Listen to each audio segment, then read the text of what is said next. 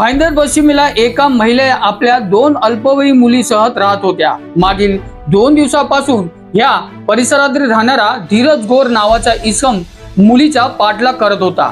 महिलेच्या घरात नसताना तो डोकवतचा, त्यामुळे मुलीला असुरक्षित वाटत होता। मुलीने हा प्रकार आपल्या आईला सांगितले। त्याच्या आईने स्थानिक मनसे कार्यकर्त्यांना भेट घेऊन या बाबतीची माहिती दिली, परंतु या गोष्टीचा पुरावा नसल्याने त्याच्यामुळे ह्या गोष्टी खात्री पटवून म्हणून महिलेने आपल्या घराच्या बाहेर सीसीटीव्ही कॅमेरे लावले। त्यावेळी धीरज गोर घराच्या बाहेर डोकवत असल्याने दिसू आला। मंगळवारी रात्रीच्या वेळी मनसे कार्यकर्त्यांनी त्याला पकडून चांगला चोप दिला आणि भाईंदर पोलीस ठाण्यात नेले।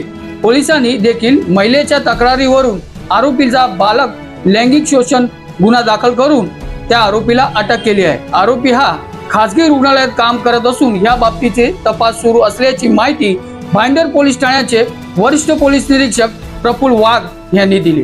Bureau report, news junction TV, Bhayandar.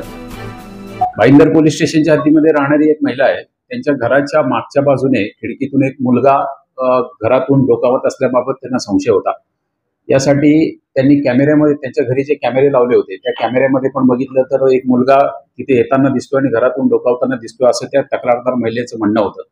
तक्रारदार महिलेने तक्रार दिल्यानंतर आम्ही तात्काळ भारतीय न्याय संहिता कलम 77 नुसार, म्हणजे पूर्वीचं IPC 354C नुसार भाईंदर पोलीस स्टेशनला आम्ही गुन्हा दाखल करून घेतलेला आहे। CCTV फुटेज आम्ही त्या तक्रारदार महिलेकडून आम्ही प्राप्त केलेले आहे आणि त्यानुसार पुढील तपास करून कारवाई करत आहोत।